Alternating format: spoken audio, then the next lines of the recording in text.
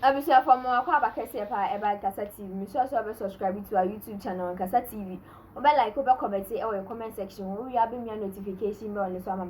Say upload new videos and sabeke be carried.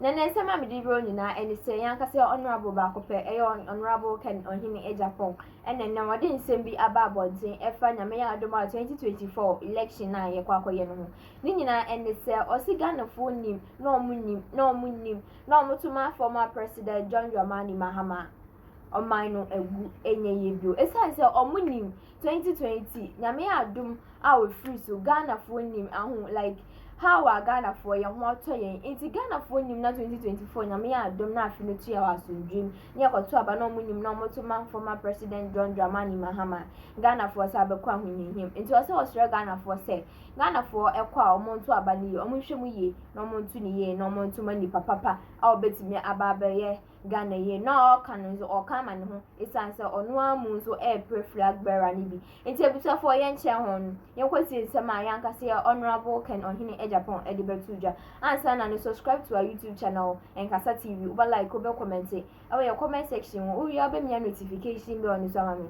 say ya upload new videos and say be be carried we answer no share to other pages yen che when you go to Marcisia that's take this and give me the contract. Take this and give me. You can check from everywhere. I won't do it.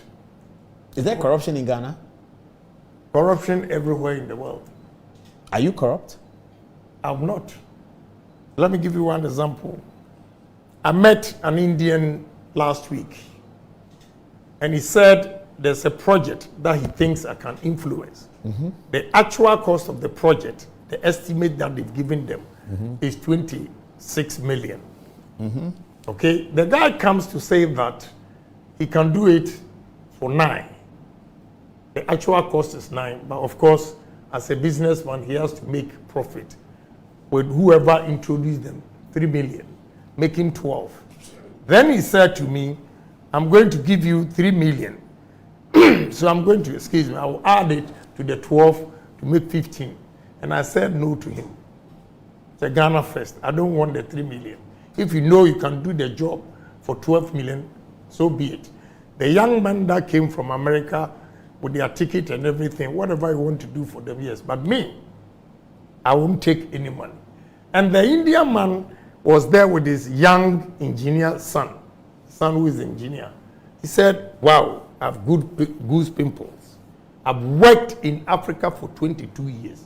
I have never seen a black man reject $3 million like you. Why did you reject it? I reject it because if you know the actual cost is 9 and you want to inflate it to 15 and give me 3 million at the expense of the poor people that have no good education, no drinking water, hell no. Joy FM did well last week by showing a school somewhere in the north, Pandai or so, kids that are lying on the floor. And I will go and take $3 million. No, I won't do it. Ghana first. Have you not done a government contract yourself before? I've executed several contracts. Did you add any money? Yeah, of course, as a businessman. For yourself?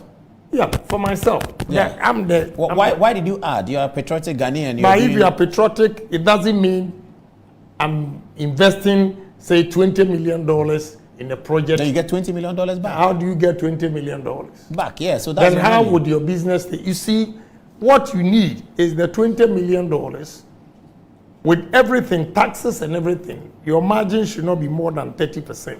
Of the 20 million? Yeah, so after paying, say, 15% taxes and everything, if your profit margin is 15%, you stay in business. And that's my principle. I will not go for.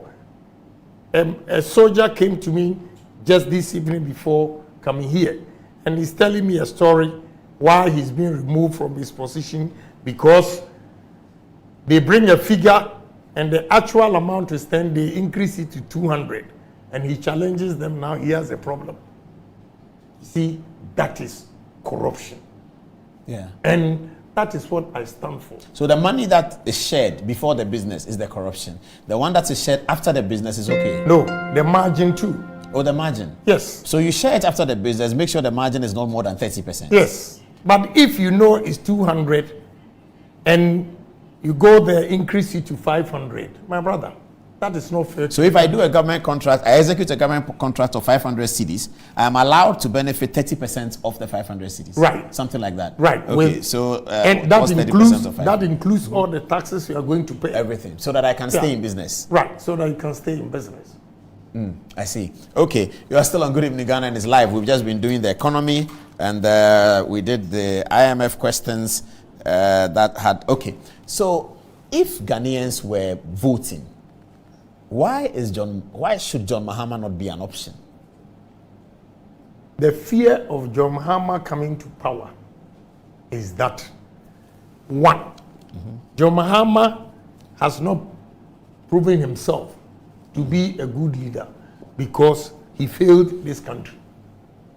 So giving him another opportunity, like when he went out of power, he was going around now telling people that he has learned his lesson. This man, from his track record, he needs only one term, 4 years. Even when he knew that if he manages the economy well, he will have another term opportunity, that he could not even do it. Now that he has only one term, God knows what this man is coming to do, if it is not greed. So I'm scared for Ghanaians that alternative is not good for us, especially this message goes to MPP, that the alternative is not good for Ghana. And therefore, we have to be careful. And whatever decision we are going to take, we'll make sure we think of the country first. There are challenges, not might. There are challenges. If the MDC didn't have John Mahama, but they had another candidate, it could be anyone, Spilgar Brad, Dr. Dufour, Guzitan, or Kwesi Ahoy. Would it make a difference? Yeah, they stand a better chance than Mahama. They stand a better chance with an unknown candidate. Yes. Who has not been president before. Yes. With President Mahama. Yes. In the minds of ordinary people. Yeah.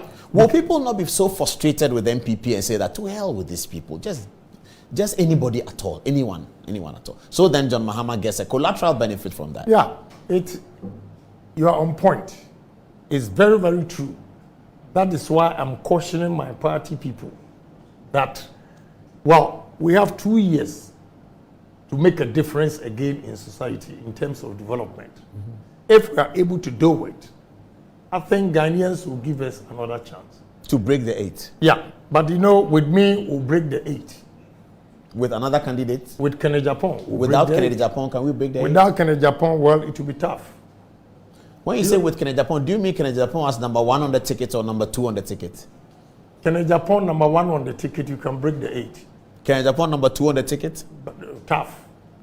All right, this is still Good Evening Ghana, and my lady, I'm doing these interruptions for you so you understand that we ended another part over there. We ended the John Mahama question. That's what we just ended. Now this is getting interesting. Okay, Kennedy Japan says that he is the one to break the 8 for the NPP. What's the time now? Okay, it's 15, less than 15 minutes to the top of the hour at 11 o'clock. Okay.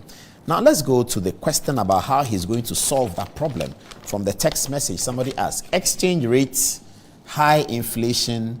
I don't know whether he's going to say that his economic policies will solve it, but there's exchange rates issue, high inflation, and then high interest rate. Okay. Are you concerned about these? I've heard you talk about losing money recently when the dollar crashed. I'm very, very much concerned about this. As president, are you thinking about that? Yes, of course. How are you going to achieve that? First of all, I'm a businessman.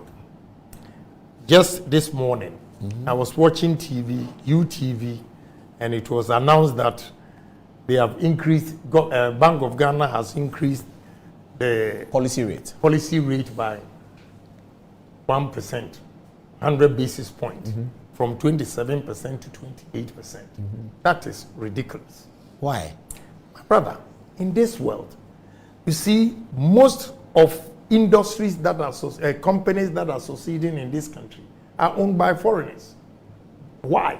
The answer is that these foreigners take loans from their country at low rates as 5% to 7%. and they come here.